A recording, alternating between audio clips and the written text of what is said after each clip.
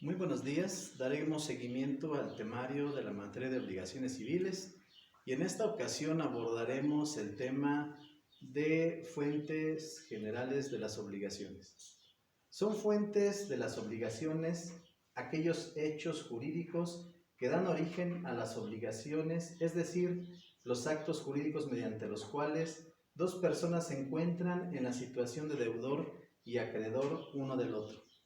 En sesiones anteriores manifestábamos que para efecto de surtir esas obligaciones tendrían que existir hechos o actos jurídicos. Los actos jurídicos son aquellos mediante los cuales se ha manifestado la voluntad y el consentimiento en razón de la firma autógrafo, y en ese momento se estarían generando dichas obligaciones.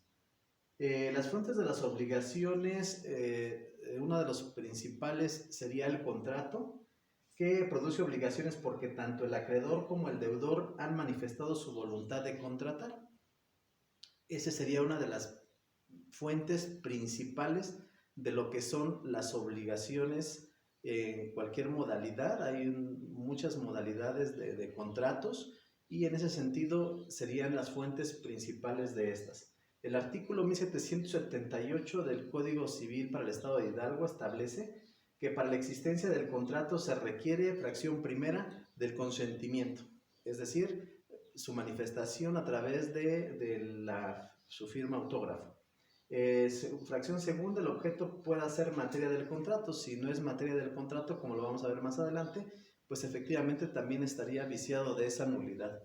Y bueno, pues de la nulidad habla lo que es el artículo 1779 del mismo ordenamiento, que establece que el contrato puede ser invalidado, fracción primera, por incapacidad legal de las partes o una de ellas. Si no tiene la capacidad, ambas partes, la capacidad jurídica para contratar y obligarse, la capacidad de ejercicio, dicho contrato será nulo.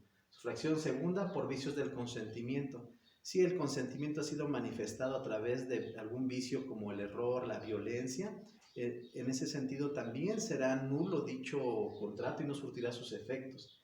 La fracción tercera, porque su objeto o su motivo o fin sea ilícito. No puede ser el objeto de dicho contrato algo ilícito, que te vendan un auto robado o sustancias prohibidas por la ley, y en ese momento también ese contrato será nulo. Fracción cuarta, porque el consentimiento no se haya manifestado en la forma que la ley establece. Hay ciertos contratos que requieren de cierta formalidad y cierta solemnidad, como son las escrituras públicas, que tendrán que ser celebradas ante la fe de un notario público. Pues también una de las fuentes de dichas obligaciones es el pago de lo indebido. En esta situación es cuando se presenta, cuando una persona llamada deudor paga a quien no es su acreedor, y la ley obliga a aquel que ha recibido el pago tener la obligación de regresarlo. Es decir, cuántas ocasiones puede pasar a alguien que hizo el pago a cierta cantidad a una cuenta, y resulta ser que por un numerito que se equivocó lo pagó a otra persona.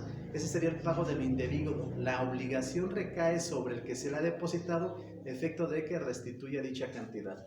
Y la gestión de negocios consiste en la obligación que adquiere aquel que, sin estar obligado, asume la gestión de negocios ajenos, de continuar la gestión comenzada y de llevarla a término hasta que el dueño se halle en estado de proveer a sí mismo de este negocio. En la gestión de negocio es cuando a través de algún mandato o algún poder nos solicitan realicemos algunos trámites en representación de alguien. En ese momento tenemos esa obligación de cumplir con dicho mandato. De no hacerlo así, bueno, se tendrá las consecuencias jurídicas que la ley prevé. El enriquecimiento sin causa también es una fuente de obligación, ya que se dan ciertos supuestos en donde todo aquel que se enriquece sin causa, sin justa causa, a expensas de otro, está obligado a indemnizar dentro de los límites de su propio enriquecimiento, de todo lo que aquel se hubiese empobrecido. Hay ocasiones en que alguna persona, abusando de la ignorancia, realiza hechos, ciertos actos que se lo están enriqueciendo y la otro tiene un empobrecimiento, ¿no? tiene la obligación esta persona de tener ese lucro, de que en un momento dado restituirle, es decir, indemnizarle por esa situación de enriquecimiento.